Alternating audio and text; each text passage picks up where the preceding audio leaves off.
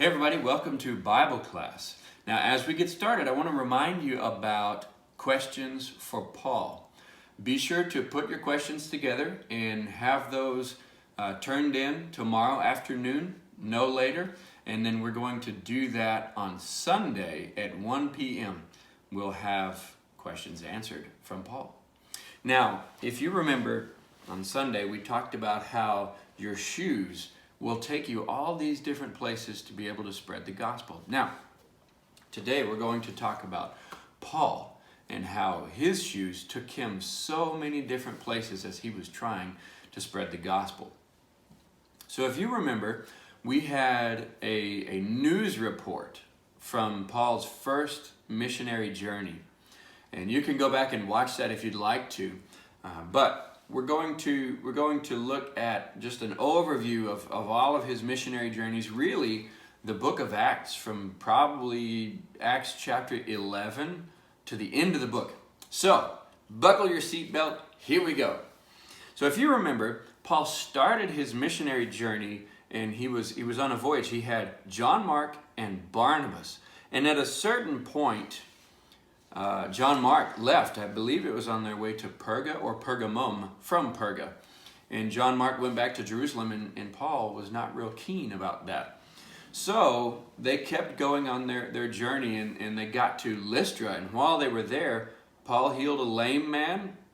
They thought Barnabas and he were pagan gods, and they ended up stoning him. And they supposed him to be dead, but he wasn't. So after that, they went on another journey, the second missionary journey.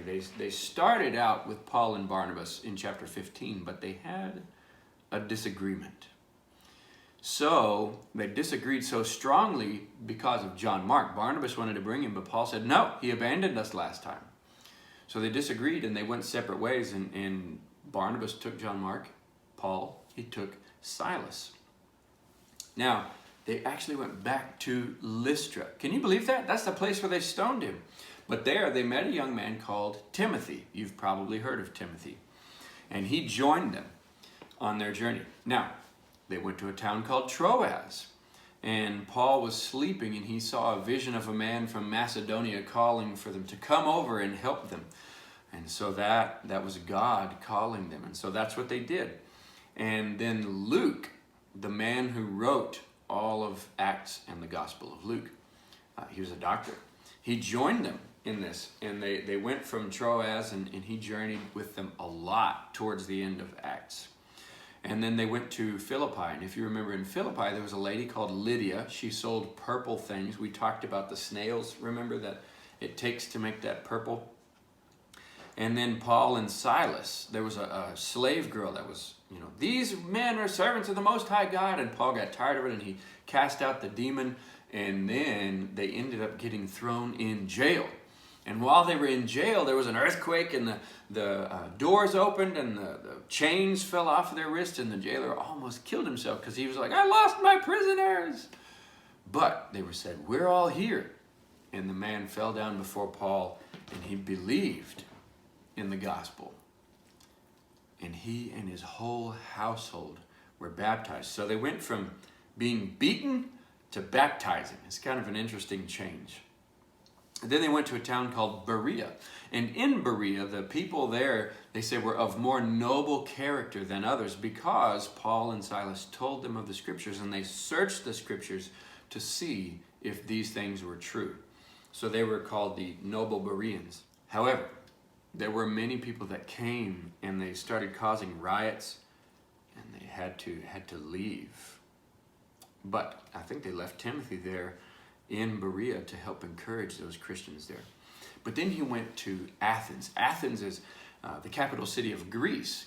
And in Greece, there were statues and idols all around. And Paul said, I perceive that you are a very religious people. You even have one statue, an idol, to the unknown God. And he said, what you worship is unknown, I proclaim to you as known. And they listened to him, and he talked about Jesus and the resurrection from the dead, and they invited him to come and speak to the Areopagus on Mars Hill. Now, if you remember, the Areopagus was very much like the Supreme Court of today in the United States.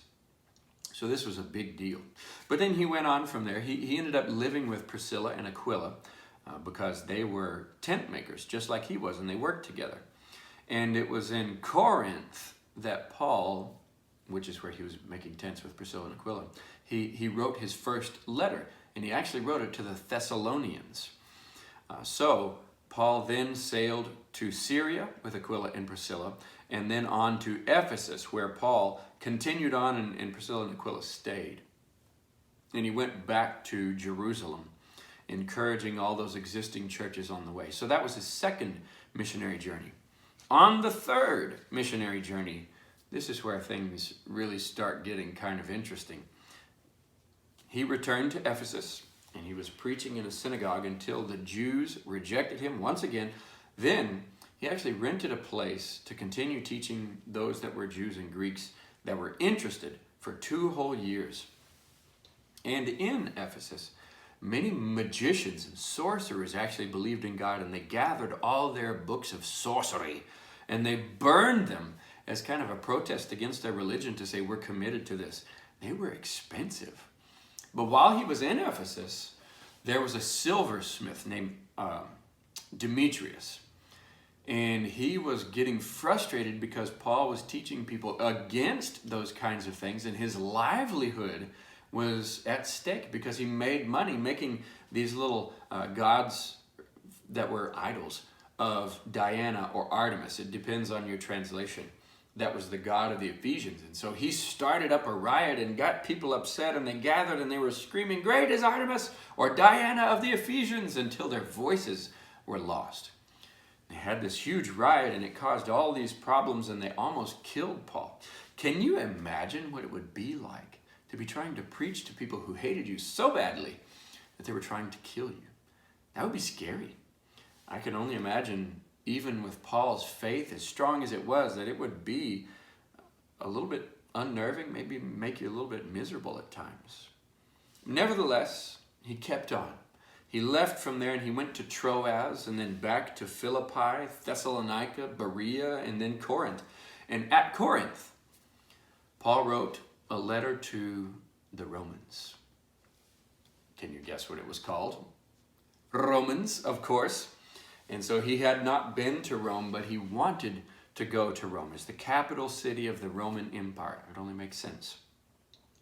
So there was very much in this letter that talked about his desire to get there and to teach them. So he visited Troas on his way, and I think Luke comes back onto the scene here as well. And a young man called Eutychus was sitting in a window, and Paul preached all night, and he made him sleepy, and he fell out of the window from the 3rd floor, hit the ground, and he actually died.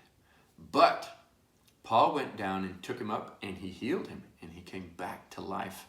And they ate together, and the next day they departed.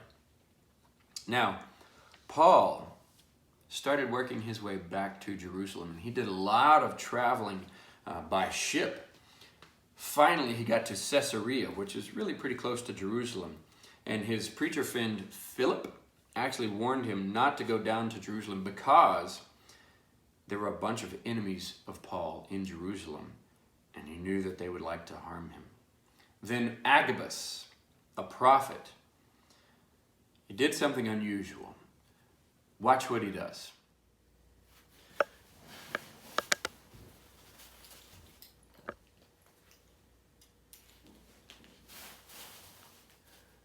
Thus says the Holy Spirit, "This is how the Jews at Jerusalem will bind the man who owns this belt and hand him over to the Gentiles." Agabus knew what was coming, and Paul knew what was coming. And even though they all begged him not to go, they couldn't change his mind. Paul was convinced that he needed to go and do this, and he was not worried about the fact that he would die for the sake of Jesus. He was committed to that point. I hope that I love Jesus enough that I would be willing to do the same. That would be very tough. But I hope that my faith is that strong. So Paul, he went to Jerusalem, and the Jews did beat him, and they dragged him out of the temple and began to beat him more, hoping he would die. And the Romans actually came in And they stopped this, and they arrested Paul, and they had him at the top of a staircase as they were trying to take him away. And Paul told this soldier that he was a citizen of Tarsus, a Roman, and he asked to be able to speak to this angry mob. And so he began talking to them, told them about his conversion. And as he told them about his conversion and all the different things, the Jews got really angry as he talked about Jesus. And then they tried to come get him, but the Romans, they stopped this. However, the Romans ended up almost beating him in it, because as he was being tied up and they were getting ready to beat him, he said, "I'm a Roman citizen." At which point, that really got their attention, and he became kind of afraid, the Roman soldier. And he said, we can't do this. And so Paul barely missed out on being beaten. Now, he was taken before the Sanhedrin. He was allowed to make his own defense. And after this, he returned to prison and was, you could say, feeling down. But something rather amazing happened. Paul, he saw the Lord standing by him, telling him to be of good cheer. He would get a chance to go speak in Rome as he always wanted to. God was still in charge after all these things. And while he was in prison, there were 40 Jews that said, "We're not going to eat or drink until we actually kill Paul." So this got to some important people, and they made sure that Paul got out of there. They sent a guard with him from Jerusalem all the way up to Caesarea, and he stayed in prison there for almost 2 whole years when Festus replaced Felix, and they had to go through all this red tape again. And as a Roman citizen, Paul, he asked to be heard by Caesar. He said, "I appeal to Caesar." So Festus, he agreed. He let him go to speak to Caesar. And as he was speaking to Festus and this King Agrippa and Queen Bernice that had come down, King Agrippa was touched, and he said, "You have almost persuaded me to become a Christian." So anyway, Festus and Agrippa both decided that Paul was innocent and that he could have been let go had he not appealed to Caesar. So at this point, they start making their way to Rome. And I believe this is the beginning of Acts chapter 27. So he gets to be in custody of a centurion named Julius, who has a group of soldiers, and they board a ship with a bunch of prisoners, and they start their journey to Rome. Now this was dangerous, actually, because it was in the autumn time, and the storm weather there, we'll talk about in a minute, can get a little dangerous. The winds are high. All the large ships had sailed. So Paul was on board a smaller boat, and they had to stay close to the shore because of those winds. Almost immediately, there were sailing problems. They finally came to harbor in Crete, and they cast anchor and tried to decide what they should do. Paul, being no stranger to sailing, he said, we should stay here over the winter. But the other people, they disagreed. At this point, if we understand correctly, he had been shipwrecked already multiple times. So he knew what dangers lied. But the captain wanted to go to a different port that was larger, so they went. And the storm was so violent that they were throwing things overboard, and they were afraid of drowning. All these different things were happening. But Paul was not afraid. He had confidence. In fact, he stood up in the boat and he spoke to his fellow sailors. "Last night, an angel of God to whom I belong and serve spoke to me and said, 'Do not be afraid, Paul. You must stand trial before Caesar, and God has graciously given you the lives of all who sail with you. So take courage, men, because I have faith in God that it will happen just as he told me. Nevertheless, we must run aground on some island.'" Even though Paul was a prisoner, he was still a leader of people. So surely he must have inspired trust from all of the others. And after 14 days, 2 weeks of being beaten up by the ocean and driven across the Adriatic Sea, the sailors took a sounding because they sensed that they were approaching land. And they found the water to be 20 fathoms deep. Then they took another sounding and found it to be 15 fathoms deep. And so I was curious about this sounding, and I wanted to ask a friend of mine, a nautical expert, about that. So listen to what he has to say about soundings. 2,000 years ago, they did not have the fancy electronic equipment that you see on these boats that are on the water today. In order to determine the depth, they had to use something a little bit different, something that you might call a lead and a line. I have one here that I can show you. You see, it would be equipped with this on the end as a weight. It's called a plummet, and it would plummet to the depths of the sea. They would toss it over the side of the boat, and it would get into the water, and as it was in the water, you could determine the depth by the various markings on the rope. You would let the line out into the water till you would get to your first mark. You see there's 2 strips of leather here.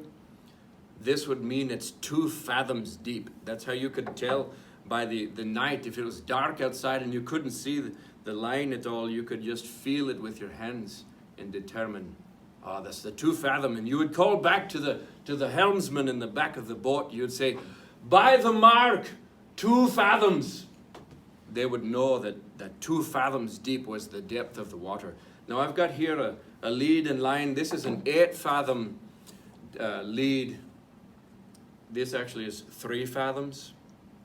They traditionally, they'd be marked at 2, 3, 5, 7, 10, 13, 15, 17, and 20 fathoms.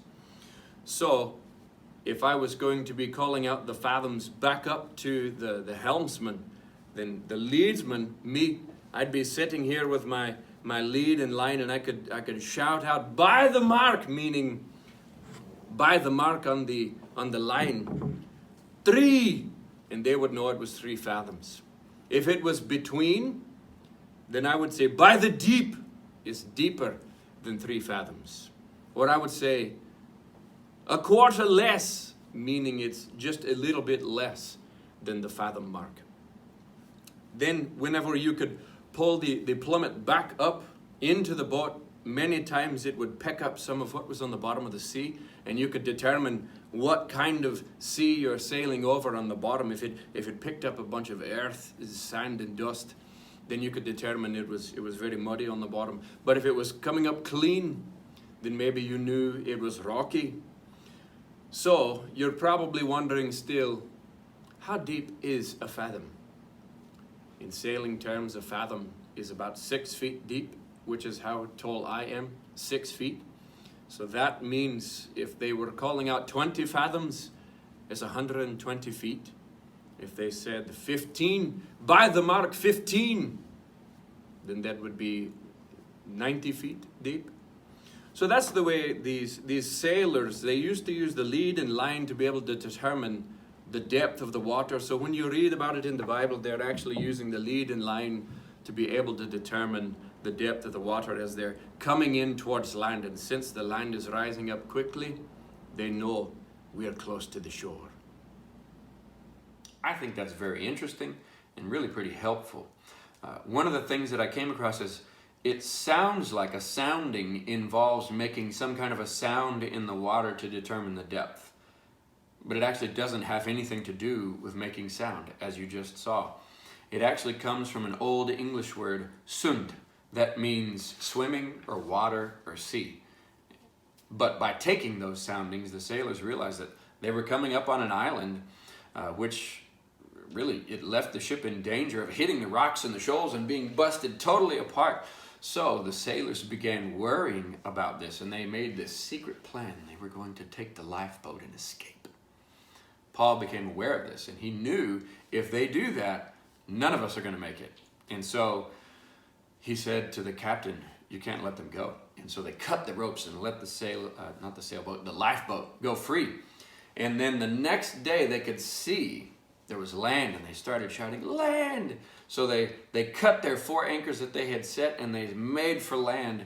And as they were going, they struck a sandbar, and the back end of the boat was being beaten up by the surf and broken apart, and the only hope they had left was to swim to shore. And so they took pieces of the boat, and they floated on them, and they were kicking their ways to the shore, and they made it. Now, as I was thinking about this, there's 2 weeks is a long time to have a storm, so I was wondering about the weather in that part of the world. I was trying to find out what could happen for 2 weeks on the Mediterranean Sea, which is over in the Middle East by Israel and Italy and all these places where they were. So I had to ask a meteorologist friend of mine to tell me a little bit about the weather. That's a great question, and as it turns out, yes, there are tropical cyclones that go through the Mediterranean region an average of 1.57 times a year.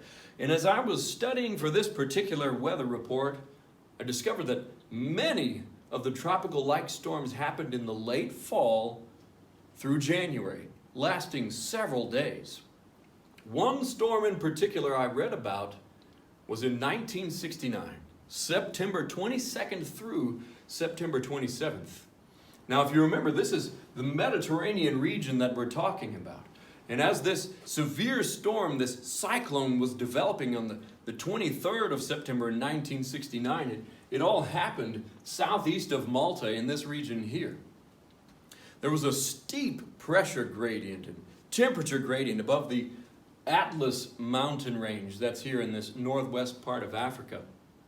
And this Lee depression, this low pressure region, was starting to move northeastward, and then it made a turn back toward Libya.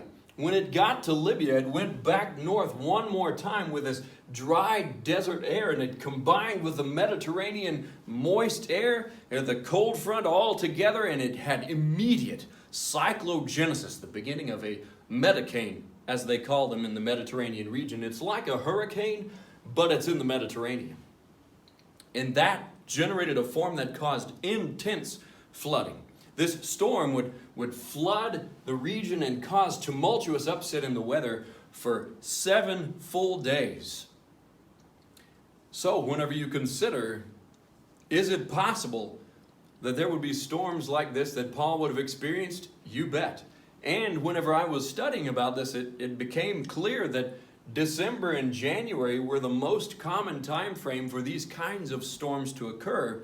So as these travelers were making their way to Rome, they were looking for a place to overwinter. That means they were traveling in December and January time frame.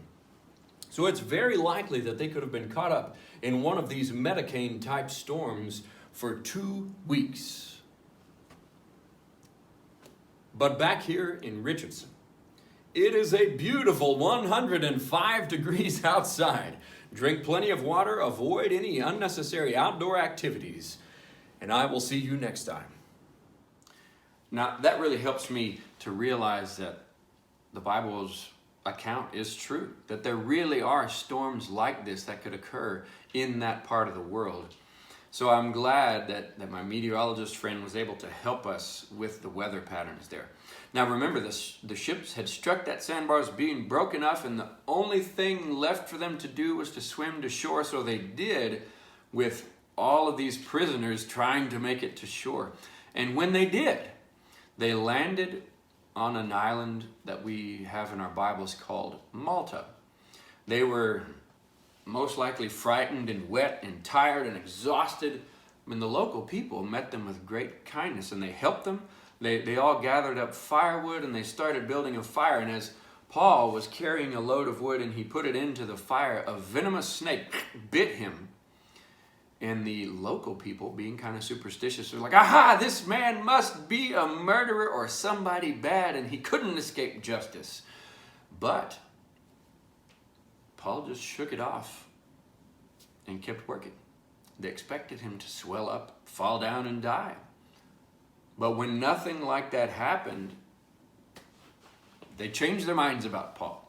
They decided that he must be some sort of a god. So Paul took this as a great opportunity to be able to speak to the people about Jesus. Now, I have a friend of mine, Steve Sherwin. He's a wildlife expert, and I wanted to consult him about this island. I've heard some conflicting reports about which island it is, so I wanted to ask him his thoughts. So, here's my friend Steve Sherwin. Hey everybody, my name is Steve Sherwin, and I am a wildlife expert. Now, there seems to be a bit of discrepancy as to which island it was that Paul and his companions landed on. There are those folks say Malta, but there are others that say Melita, which is by Dubrovnik in Croatia. So, Adriatic Sea, Mediterranean Sea, which one is it? So let's consider a few things about the region that might give us a little bit of a clue into which island it might actually be. Now, being a wildlife expert, I recognize that Paul was bit by a snake on the island. So let's have a look at some of the local fauna, the reptilian creatures, particularly the snakes on each of those islands, and see which island we might think it could be.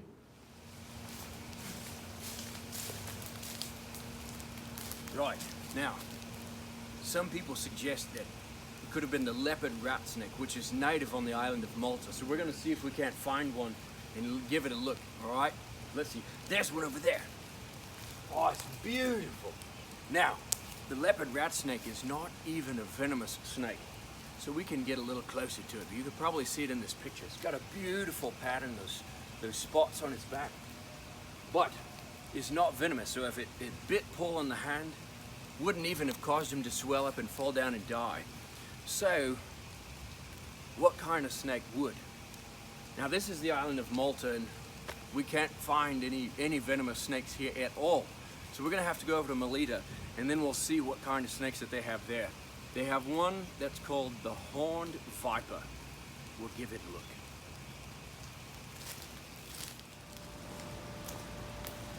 All right, here we are in Melita. Now, the most notorious viper, it's actually the most venomous viper in all of the European areas, is the notorious horned viper. There's actually one here. Let's have a look at it. Beautiful specimen. Now, these vipers, up until recently, so strongly infested the island of Melita that a predatory mongoose species was introduced to help control the snake population there.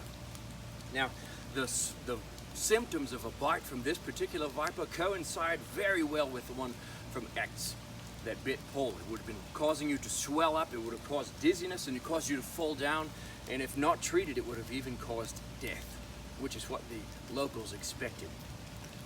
There's another species over here. Let's give it a look. Now, if you see that horn popping up from the nose there, that's a good key identifying feature of that particular snake. But crikey, he seems a bit upset. We'll leave him be for now. Now let's go back to the map room and see what we think. Now that we've looked at the snakes on two different islands, let's consider what the Bible says. Now, it says in Acts 27:27 that they were in the Adriatic Sea. That's here. Versus the Mediterranean Sea. You remember they sailed around Crete and they were sailing around for 14 days, couldn't see the stars? Well, it is quite possible that they got up in the Adriatic Sea in this region. Now, we know that the Bible is accurate. The Adriatic Sea is where Melita is located, but some say Malta in the Mediterranean Sea. So which is it? Well, it seems to be that there's an issue with the English translation. Remember, the Bible was written in Greek and Hebrew, and then it was translated into English.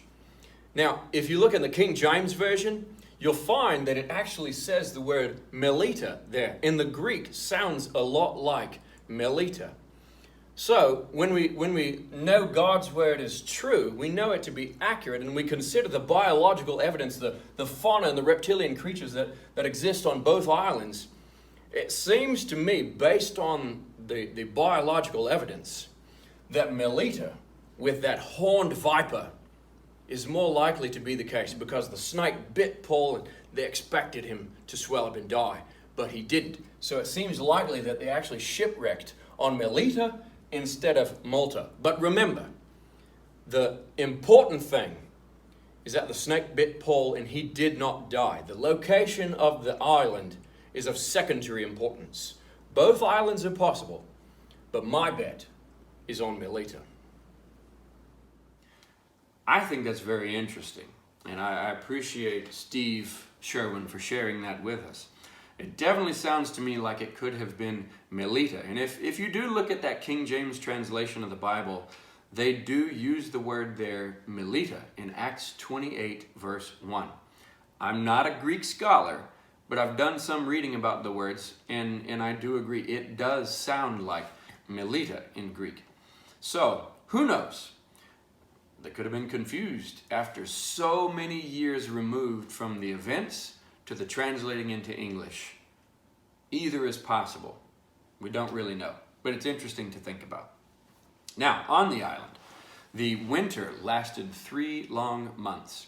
So Julius, the centurion that was in charge of Paul, he found a ship that was going to Rome and arranged passage for himself and for Paul. Their new friends from the island gave Paul and all those with him a very honorable farewell, and they supplied them with many things they would need. And it's interesting to think that God uses every situation like this for his glory. This little island had been taught the truth about Jesus. So, Paul, I think, was very much excited to be on his way to Rome for his trial. And on the way, in all the ports, he always told people about Jesus, and he was excited to see other people that were believers along the way. And word was sent to Rome that Paul was on his way, and friends came to Rome to meet Paul and to travel back with him. So, Paul always had people who loved and supported him. And I think that's another wonderful thing about the church, about being a Christian. And Paul lived in Rome as a prisoner in his own rented house for 2 years, preaching and teaching. And the Christians at Philippi actually sent a large gift of money so that this house arrest was possible for Paul. And Paul would receive visitors and have meetings and write more letters. Paul talked to a lot of Jews in Rome, and they seemed a little more tolerant of his message than the Jews in Jerusalem. Some became Christians. And a young man named Epaphroditus from the church at Philippi actually brought money gifts to Paul. He stayed and helped with his ministry, but eventually he became ill. So Paul sent Epaphroditus home to Philippi to recover. And he sent with him the letter to the church at Philippi we call Philippians, or the joy epistle sometimes. And in that letter, Paul really thanks the Philippians for their generosity and their support. He knew that God had put him in Rome for a purpose, and that their help was essential for that. And he told them to rejoice in the Lord always, and that he had found the secret of being content, or at peace, or maybe even happy in whatever conditions that he was living in. God was with Paul, guiding him as he wrote many letters to the churches, letters now compiled in what we call the New Testament. And after 2 years as a prisoner in Rome, Paul went to trial, and he was set free. He was getting older, getting up in years, and wanted to make the most of whatever time he had left to visit and encourage established churches and to help set up strong leaders. So once again, Paul, an old man with some health problems, was arrested and put into Roman prison. His friends couldn't really visit him much because it was dangerous, but Luke, the physician, stayed with him and continued to see him. During this time, Paul wrote his final letter, 2 Timothy, whom he really thought of Timothy as a son. The second trial that followed, Paul was most likely sentenced to die. And a traditional execution for the Romans was beheading. I don't think any thought really could describe Paul's life or his feelings better than his own words to Timothy when he knew his death was just around the corner. He said, "I have fought the good fight. I have finished the race, and I have kept the faith." And that's the story of Paul and his life, everything that we really have about him. Now, if you have questions for Paul, I would encourage you to have your parents send those in by tomorrow, Thursday, at afternoon time, maybe 5 o'clock, so that we can have Paul answer those on Sunday at 1 p.m. And because of VBS, we will only do that on Sunday instead of normal Bible class, and I hope to see you on Sunday at VBS. Have a good week.